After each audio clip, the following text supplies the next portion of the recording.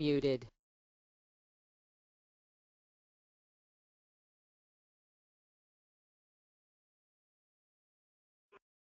Good afternoon, everyone. This is David McCauley, the Program Director for Summer Learning from Boston After School and Beyond. And I'm joined by Katie Tosh, the Director of Measurement and Outreach from Boston After School and Beyond as well. And we're going to get started. So welcome to the webinar. Today we will discuss the Boston Summer Learning community and opportunities for additional sites to join the community for summer 2016. On today's webinar, there are a variety of organizations in the audience that we've spoken with individually in recent weeks, and we're excited to continue the conversation about next summer before the holidays arrive. As we'll discuss, Next Summer Learning has gained a lot of momentum in the past year in Boston, and that's culminated in Mayor Marty Walsh and Boston Public Schools Superintendent Chang expressing their support for the summer learning community and this joint measurement collaborative that you all are interested in joining. Before we dive into details, a few housekeeping notes. So first of all, we're going to disseminate a recording of the webinar via email later this week, so no need to furiously take notes on slides. So you'll be receiving those via email later. Also, in the corner of your screen, you'll note a question box to enter questions as the webinar proceeds. So please feel free to ask questions as we move along by typing in that box. And we may not get to your question immediately, but we'll have several points in time scheduled for to dive more fully into Q&A, both a written Q&A and a question box, and also unmuting all your lines in case you want to verbally ask your question.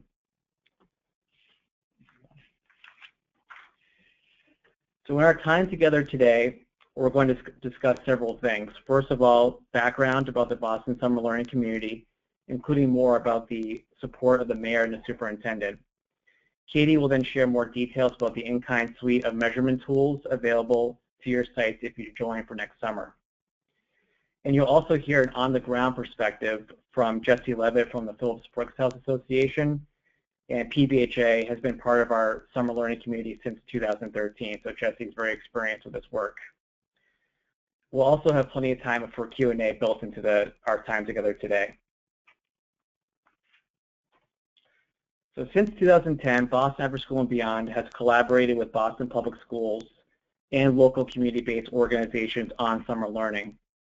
And out of this work, the Boston Summer Learning community was formed. The community is co-led by Boston Beyond and Boston Public Schools. It's a coalition of providers that offer their own diverse array of summer programming to students in Boston. A commitment to common measurement and continuous improvement serves as the foundation of the community. And together, the community pursues three shared goals. Firstly, to increase student access to and track attendance in summer learning programs. And through this goal, we're aiming to give providers and city leadership an overview of the supply of programs in Boston and the demand for programming among students and families. The second goal is to improve the quality of programming. As Katie will detail later, the Common Measurement Platform has particular focus on program quality domains, including conditions that relate to students developing the social and emotional skills for success in school, college, and career. And the third goal is to scale and sustain best practices. A Common Measurement Platform allows us to identify data-driven practices that inform a year-round learning community and the dissemination of strategies that are proven to lead to high-quality programs. In 2015, we had 40 organizations in the community, directly reaching over 5,600 students. As part of their commitment to participation last summer, organizations utilized a common database to track student attendance and implemented a common suite of program quality measurement tools. And Katie will discuss these items in greater detail later. The year-round learning community is a combination of some in-person summits, like the October 22nd forum that some of you attended, and also online resources. And here you can see the 40 organizations that comprise the summer learning community in 2015. Take note of the diversity of sites and organizations involved in this coalition. Programs that offer arts, music, sports, academics, career readiness, and STEM are just a few examples. These programs are offered across Greater Boston and serve kindergarten through incoming college freshmen. Their offerings vary in duration, dosage, and focus. However, Common Measurement binds these organizations together and drives a discussion about the importance of summer learning, program improvement, and best practice.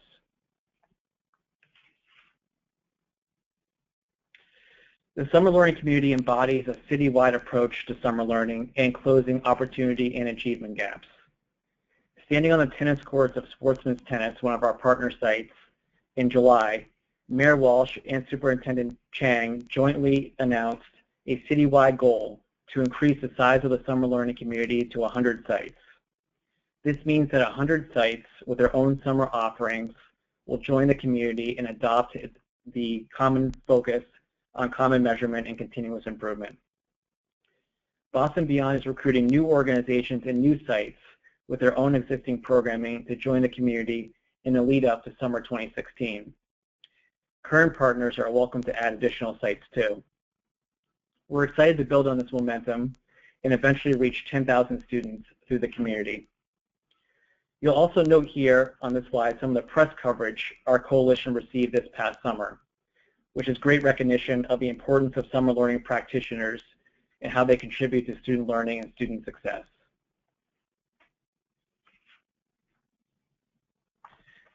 Sites that join the community will receive in-kind access to several important items that directly contribute to program development. Firstly, the suite of measurement tools that Katie will describe in more detail later are provided in kind to each organization at each site, and that's valued at $9,000 per site.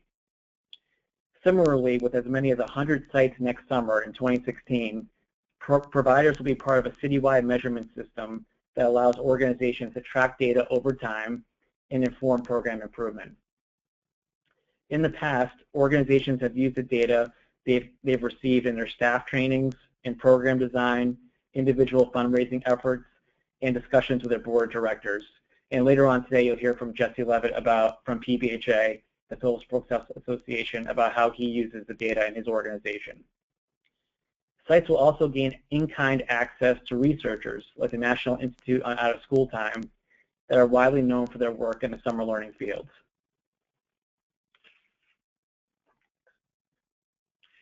For sites interested in joining the community, eligibility requirements are minimal and somewhat flexible. The only steadfast requirement is that programs serve at least some Boston Public School students. This is a requirement given our close partnership with the City of Boston and the Boston Public Schools and their efforts to support this coalition. And per-student funding is unfortunately not part of this initiative. Additionally, programs that run at least 3 weeks in duration tend to benefit the most from the Common Measurement platform. However, we've already spoken with a number of programs that run 1 or 2 weeks, and we are willing to accept these programs based on individual conversations with providers. And our intent here is to maximize the benefit of the Common Measurement for all parties, not to in any way prevent programs from participating. Lastly, programs must serve some consistent cohort of students over the summer that numbers at least 10 students per cohort. Drop-in programs, for example, that with no consistency in attendance are most likely not a good fit for the Common Measurement system.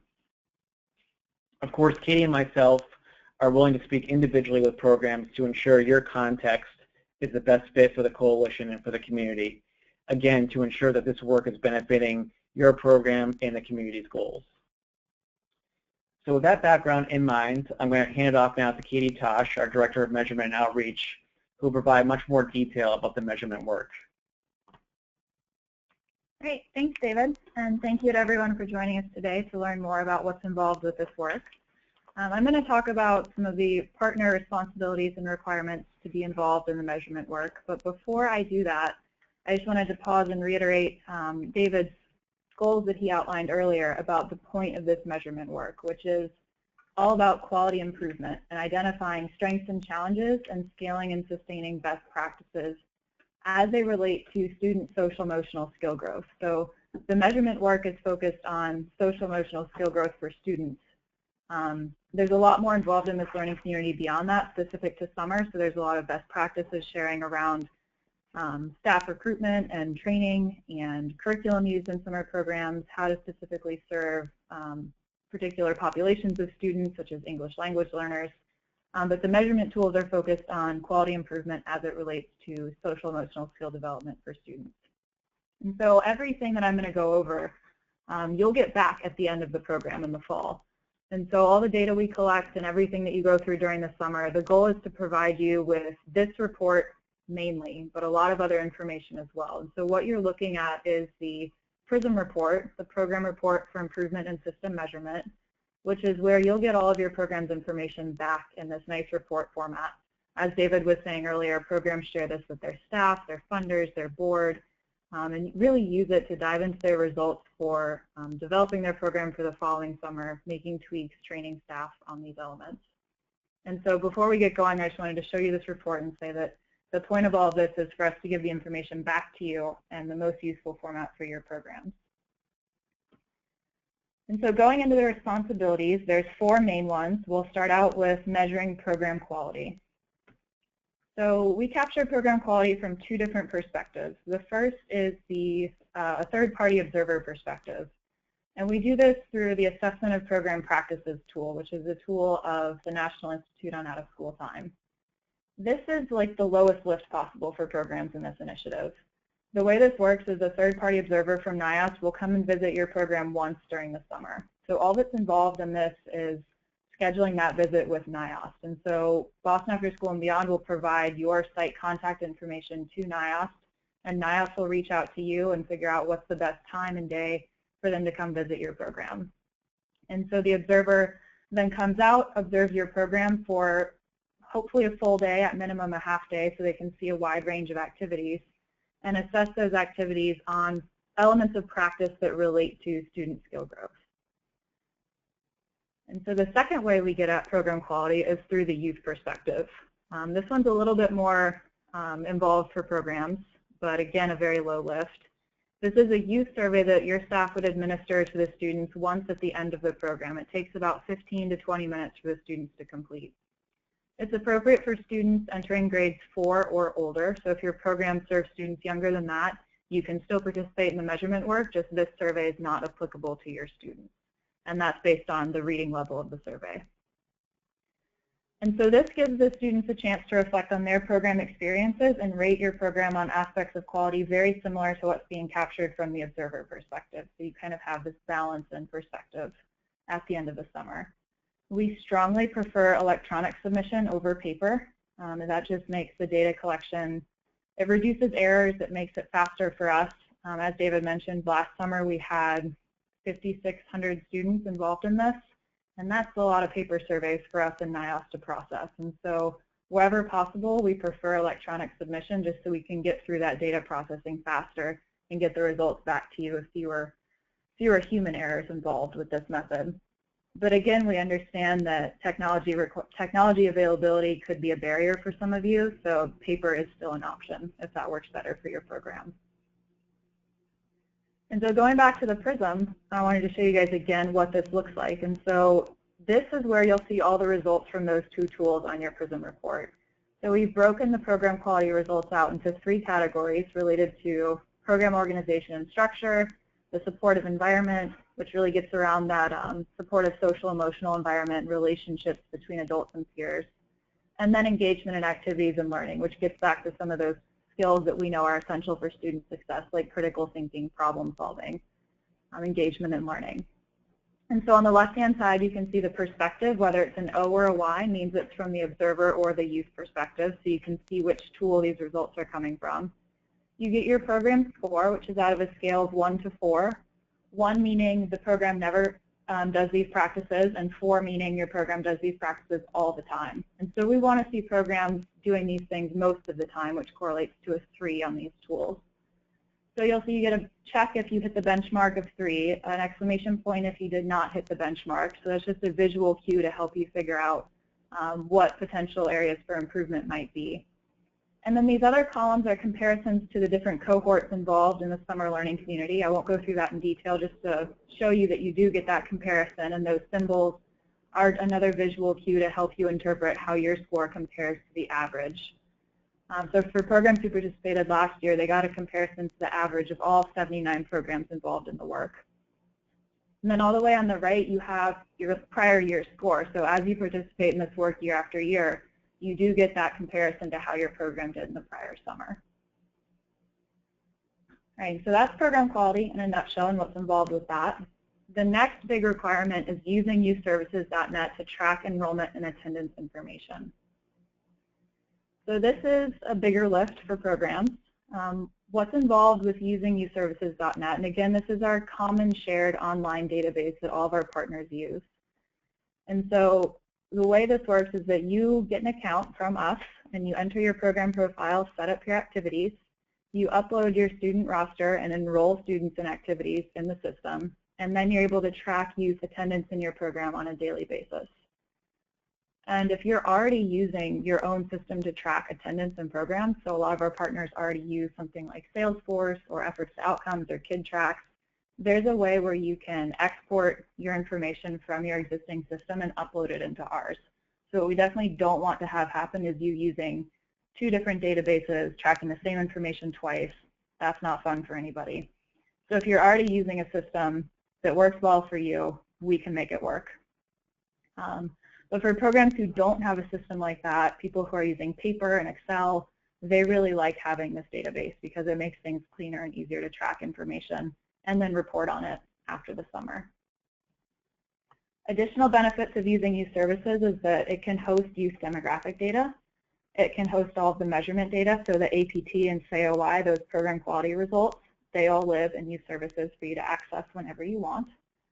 The PRISM report is also generated through youthservices.net, and we'll store them there for you to be able to download them and access them.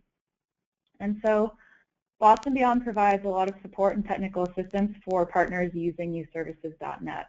And so in addition to access to our staff all the time, we have this database, or not this database, we do have the database. This is the website dedicated to the database, bostonbeyond.org/youthservices. So this provides more details on youthservices.net, the benefits, the features. You'll see there's a webinar tutorial already up there. That's the one we gave for summer 2015 partners. We'll be giving another one closer to summer, so for any of your staff who will be directly using the system and uploading attendance data, tracking daily attendance, we'll be giving another webinar tutorial for them much closer to summer 2016. But this is already there now if you want to view it to see what's involved. And as you scroll down on this page, there's a resources section where we have a very detailed user guide that includes screenshots and text explanation, and everything you could ever want to know about how to use the database is in this user guide. And so that's in addition to access to myself and other Boston Beyond staff for any and all questions you have about using the system. So the third piece is consent forms. And so this is a really critical part to making the measurement work happen. A signed returned parental guardian consent form is mandatory for students to be included in the data collection. And so just to clarify here, the way this works, you can upload your entire student roster to youth services and track attendance data on all of your students, regardless of whether or not they have a consent form. But when you upload that roster, you'll notice a place to check consent, and so you check consent next to each student who has returned a signed parental consent form. So you track everybody in youth services, indicate who has consent from Boston Beyond from that form that we'll give to you, and then that lets us know who we can then obtain more information on. And so that's things like administering the surveys or collecting their demographic information from the Boston Public Schools. So again, you can track attendance on everybody, indicate who you have consent forms on, and that lets us know who we can pursue additional measurement work with. And so we'll ask that you distribute these to parents, collect them, and then you retain the original copies for your records, and then provide us with copies of the forms for our records as well. And the last responsibility and requirement for partners is to participate in the learning communities that David mentioned earlier. So while we're still in the process of shaping what these learning communities are going to look like for 2016, there are some elements that we know they'll have. They can either be in person or online, and this is a space where you can learn from your peers about what they're doing. share your own program best practices, receive professional development from local research partners, from NIAS, as David mentioned, and from our other local partners regarding program quality and skill development. And this is where you can also learn from experts about areas of collective challenges. So in addition to the PRISM report, Boston Beyond looks at everybody's data together and looks for trends in areas of collective strengths and collective challenges that all of the partners are facing. And so when we find those areas of collective challenges, so for example, last summer we noticed that youth leadership and opportunities for choice and autonomy were a common struggle for our summer partners. We pulled in experts who are really good in training programs on those areas of how to incorporate opportunities for youth leadership and programming. And so that was something we focused on as a community. And so we do ask that partners attend these. We know you can't attend all of them, but this is really where meaning gets made out of the data that we worked so hard to collect over the summer, and where you can interpret it and put it back into meaning in terms of your own program context, your program goals, the particular population you're serving, and really learn from one another about what you want to focus on for quality improvement. And so I'll pause here for questions. There are a couple of optional tools that I'll go over in just a minute, but I wanted to stop and see if there were any questions on anything that David or I have gone over so far. And so you can type questions into the question box, and we'll read them and answer them. Or we might try unmuting your lines, but if that gets noisy with a lot of feedback, we'll just rely on you guys typing questions in.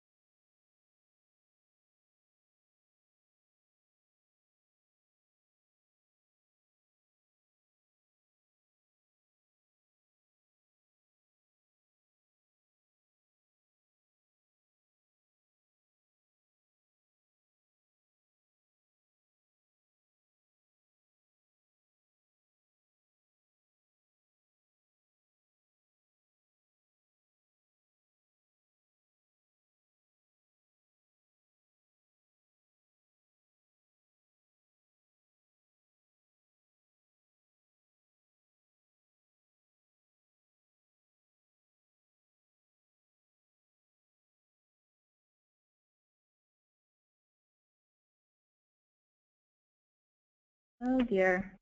It looks like I might have been muted during that time. So I apologize for that. Okay. Can folks hear me now? All right. Audio is working now. Great. So, not sure where you all lost me. It may have been on the optional one. Okay, so I know you've been able to see the screen, but I've been going over some optional tools. I imagine what happened is that after I muted after questions, I also muted my line, so I apologize for that. So I've been going over these two optional tools, which at least you've been able to read the text. So one is the teacher survey, one is the youth survey. The teacher survey is absolutely available to all of our partners if you want to use it. The youth survey, we're still gauging partner interest in that to see what extent we can make that tool available to partners. And so in the commitment form that David and I will send out after this webinar, there is a space on that commitment form for you to indicate your interest in using one or both or neither of these tools. And so again, these assess student social emotional skill growth. So all the program quality tools capture elements of your practice that support this skill development. And if you choose to use these tools, you can actually measure that skill development in your students as well.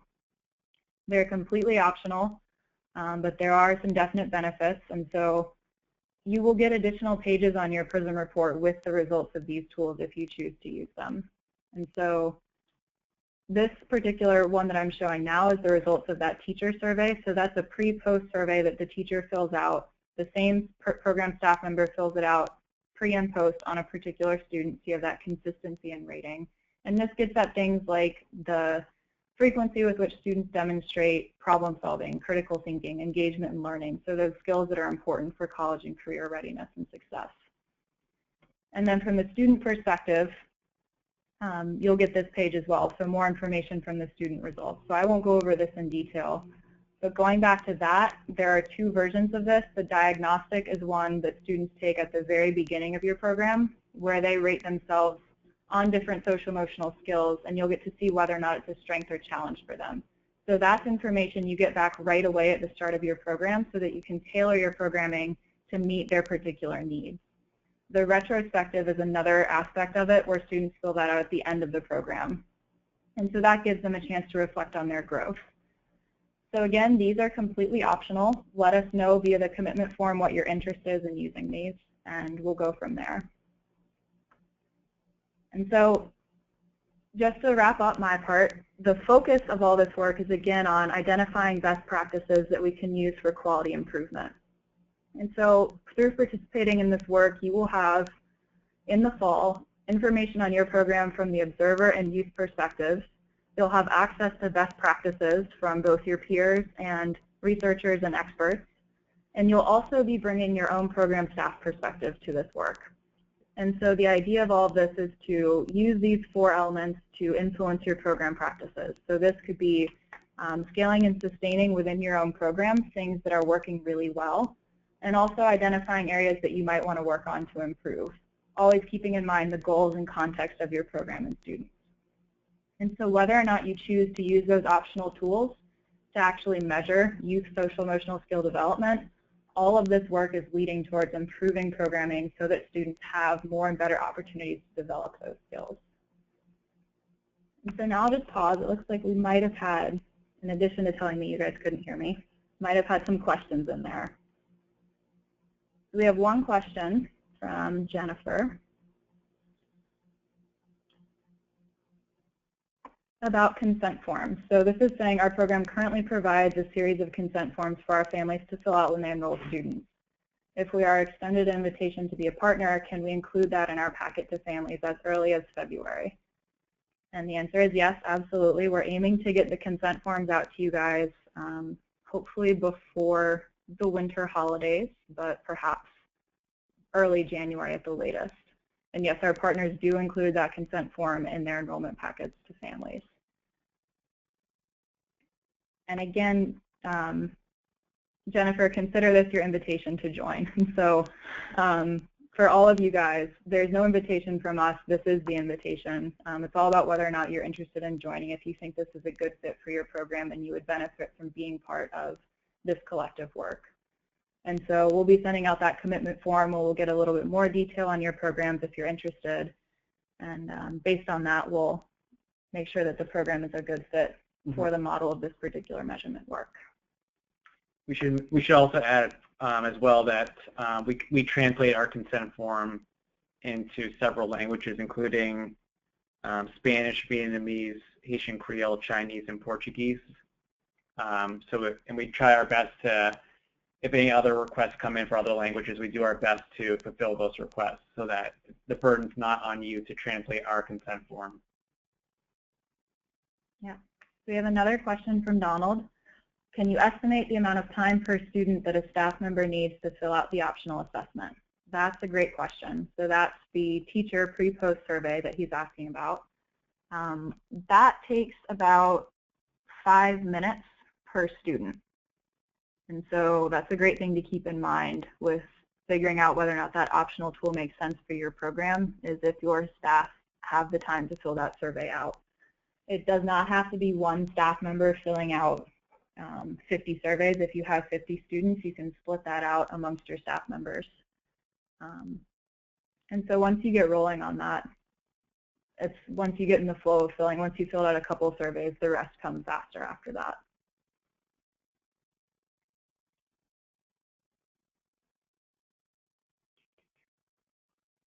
We have a question from Kara about multi-week options, with 1 week being an option. So I take it that your particular program model, students can attend for 1 week, 2 weeks, 3 weeks, etc. So Kara's asking, should we track those students or track them with a note that they're only with us for 1 week? That's completely up to you. So you can track attendance on all of your students. But for students who are only participating in the program for a week or 2 weeks, whether or not it makes sense to have them fill out the program quality survey is another question. And so those are the kind of questions that we can answer on an individual basis with partners. We recommend that you track attendance on all of the students who you would want that information on. So that's a benefit for you, it's a benefit for us. But in terms of using the measurement tools on programs who are only in the program for about a week or so, we can figure out if that makes sense one-on-one.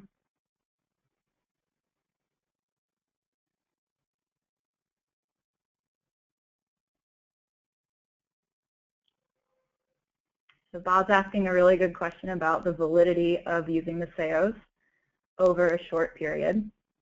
I will say that our program, I'm assuming you're asking about the SEOT, Bob, so asking about the validity of having a baseline and then a post over a short week summer program. That's a fantastic program. The partners who have used the SEOT over the summer have been, the shortest of them has been a 4-week program. And so if there are any programs running shorter than 4 weeks, that's something we'll have to talk with our research partner about the validity of that pre-post assessment in such a short period of time. For 4 weeks and over, the tool is valid. And so that's an excellent question, Bob. And if any programs who are shorter in duration are interested in using the SEOT, let me know, and I will follow up with NIAST about that. Okay. And again, that's the teacher survey that's part of the optional, one of the optional assessments for programs to implement at their choosing.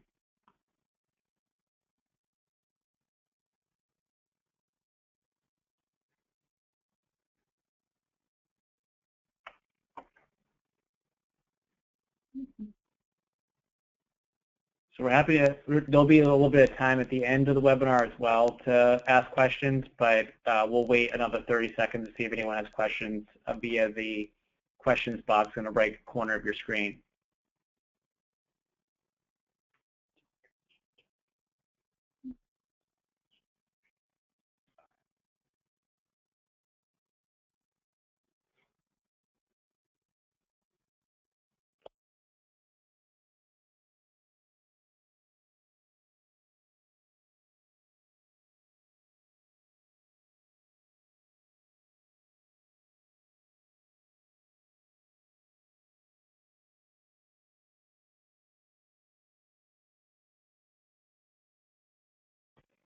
All right, great. Oh, did we get another question?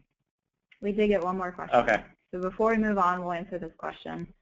Donald's asking if the fall report that I showed allows for comparisons between programs focusing on high school students. So that particular report I showed does not, but that is something that we are currently developing for partners. So figuring out ways to compare results based on grade level served, type of programming being offered. So we're always exploring new ways to compare the data in ways that's most meaningful for partners. So that is something we're developing right now. And just, okay, so we have another question about what is mandatory for this. And so the tools I went over first, from the APT, the observer perspective, the youth survey, and tracking enrollment and attendance are all mandatory. The optional tools are, I'll show them again. These tools are optional. So everything else we've gone over today is mandatory to participate. But these are optional tools that capture skill growth that you can choose to implement or not. So we'll make sure that's clear in follow-up, but measuring program quality through the APT observation, the SAOY youth survey, and tracking enrollment and attendance are all mandatory.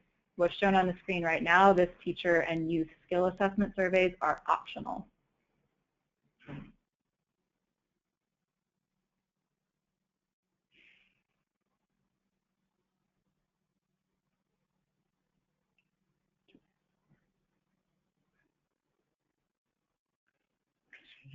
Great. Okay, well, we're going to have a little bit of more time at the end of the webinar for additional questions.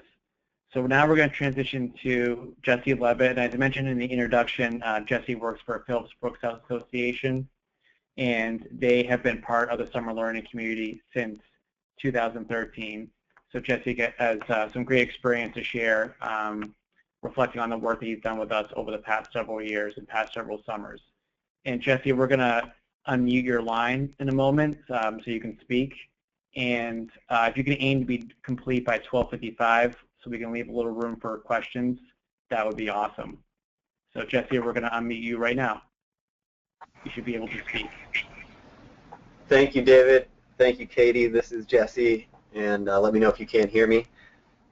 I will hear you loud and clear. All right, great. I'll aim to take less than 10 minutes. I want to hear questions. I don't know who's on the line and what types of programs, so I'll try to give a few examples from our experience and then open it up. So Phillips Brooks House, it runs 13 summer programs. One is a junior counselor program across all the other sites, but 12 sites across Boston and Cambridge. We have college and high school age staff, coached and trained and supported by full-time professional staff. I'm going to talk about our coming into the project, this common measurement project, a couple examples of how we've used data for program improvement, and some time and logistics for implementation, because I know that was a lot of my questions coming in and preparation for how we would need to arrange to get everything done. I want to switch slides. How do I do that? There we go. We're going to do it for you, Jesse. We actually started informally using the SAO and the APT observation prior to joining the Common Measurement Project through Boston Beyond. In 2011, we went through a process of defining some of our outcomes, and this is important to us because as you all are thinking about whether to join, does this match up with some of the things that your organization puts as a priority for your summer program that you want to measure? So we defined a significant amount of outcomes and logic model work before joining. Depends on the depth of what you have already, but doing that thinking with program staff so that there is some buy-in to, we're using these tools because we've identified internally that we want to, not for any other purposes. And that really helped coming in to have that buy-in to we're measuring things that we care about. Next slide.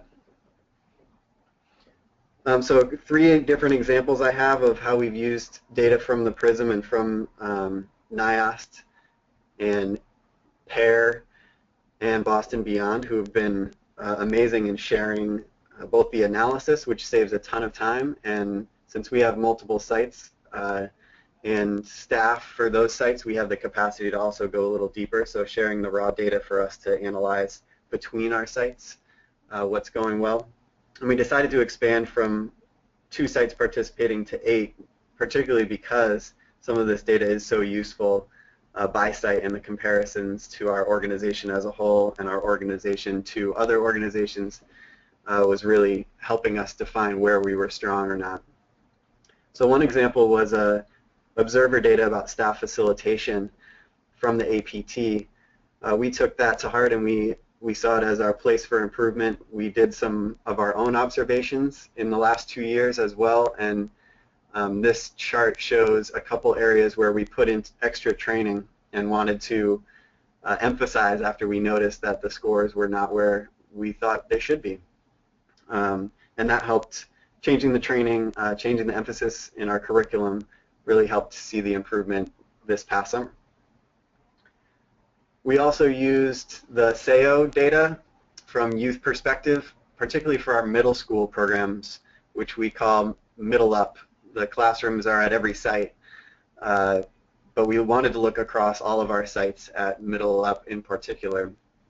And it was definitely eye-opening to think, what is the youth perspective of our program and of their goal setting for the future for the middle school students, because we had initiatives that we wanted to implement that got them thinking about their future.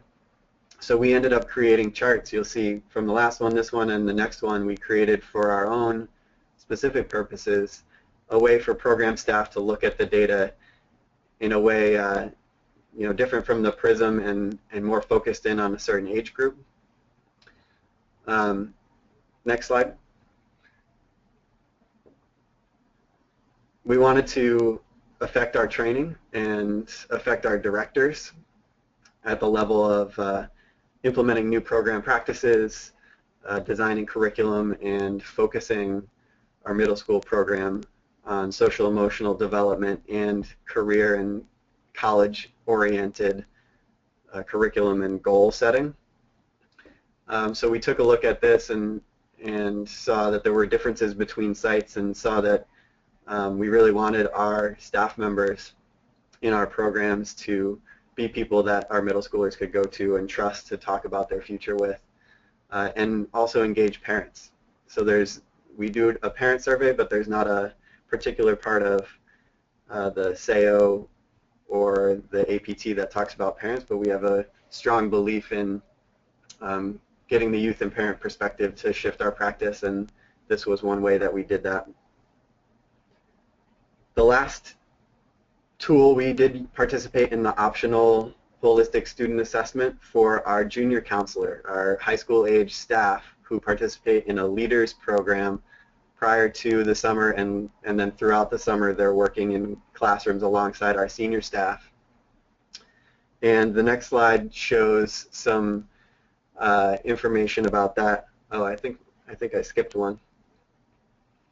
In any case, we did opt into the holistic student assessment and used it for goal setting. There it is. Individualized support and goal setting for our teen staff to develop the skills that they were looking for. And this slide shows the differences between our high need in red and lower need in green students who take the diagnostic at the beginning of the summer and get a profile that looks like this chart, but for every individual they have their own profile, and that was really eye-opening for the students and the staff who support them to think, what can we work on as a group and what can certain individuals work on throughout the summer. So that individualized support of our teams was a really great outcome of using the diagnostic holistic student assessment. On to implementation. So you can go back 2 slides, I think. We made the biggest time was definitely on collecting consent forms. We did include it in our application last year, but tracking them down afterwards is not the way to go. So the question about putting it in your application is great, and Katie and David have worked to get us those forms with enough time to get into the application and collect with everything else. The time saved on data collection, input, and analysis is amazing. You know, we're able to get these collective metrics in so much less capacity that we have to use internally. We did have to increase some of our preparation of our directors for why they were getting observations, why they had to collect certain things, and a little bit more of preparation for coming into classrooms to do the SEO or setting up computer lab time to do the holistic student assessment. So this is an example of us telling our directors both when and why we were doing certain activities. So I recommend that. It got people on board.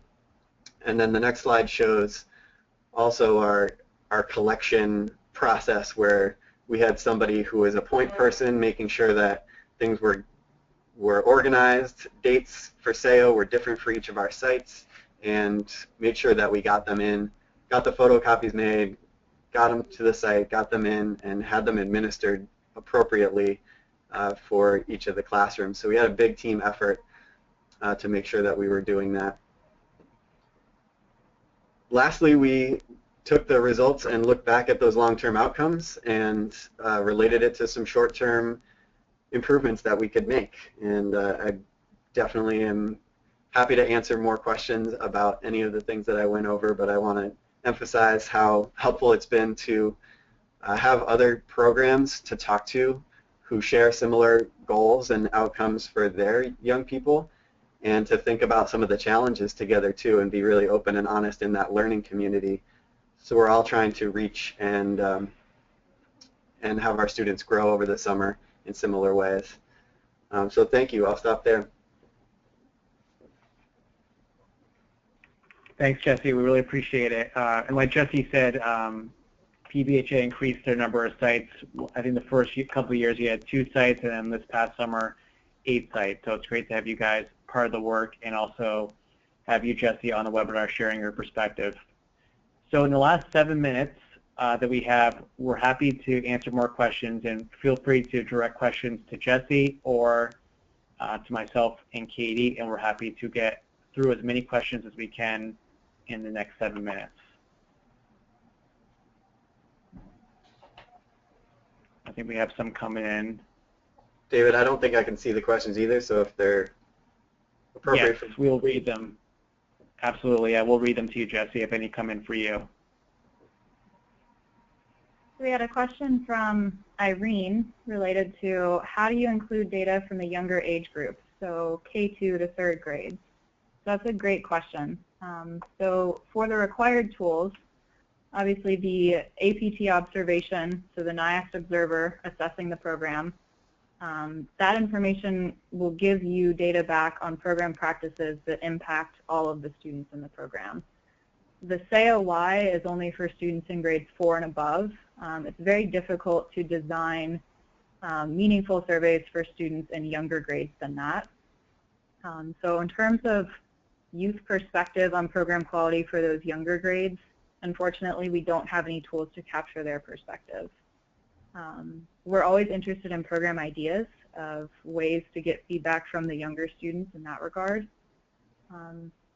In terms of the optional tools, the teacher survey is a way to capture skill growth on students of any age. And so that teacher survey is appropriate for a teacher to assess student skill growth no matter what their age is. And so the tool is designed in such a way that the teacher or the staff person filling out the survey is to take into account what those skills would look like and be appropriate for the age of the student. And so that optional tool, the teacher pre-post survey, is appropriate for students of any age.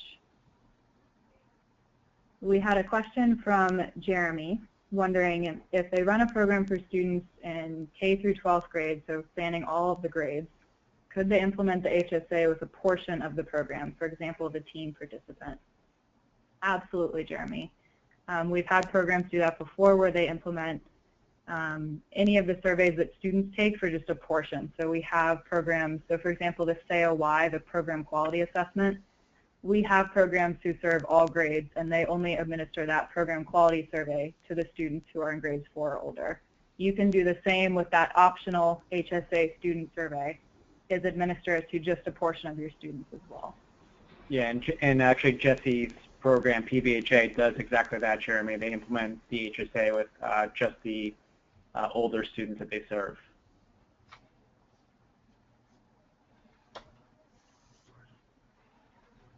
We have a question from Jennifer about, are we able to include any additional site-specific metrics? So the tools that we use are not malleable in that sense, but I'm actually going to kick this one over to Jesse to have him talk about how he incorporates the data from these tools alongside other metrics that PBHA is tracking and how he looks at those data side by side. And I know he does a really great job of pulling those data together for his staff and also into publications that he uses for recruitment and for his funders and boards. Yeah, we implement a number of other measures, writing pre and post for certain age groups, end of summer survey of our staff, a parent survey at the end of the summer, and like I said, the observation of individual classrooms, looking at the staff practices and peer relationships in that classroom, specifically with some feedback for the individual staff member. We also, you saw a few of the questions from the middle up. Our middle school students that we use were additional SEO questions, so there's a number of domains required by participating with Boston Beyond, but the SEO has more domains if that's an option to negotiate with the National Institute of Out-of-School Time in addition to what Boston Beyond requires.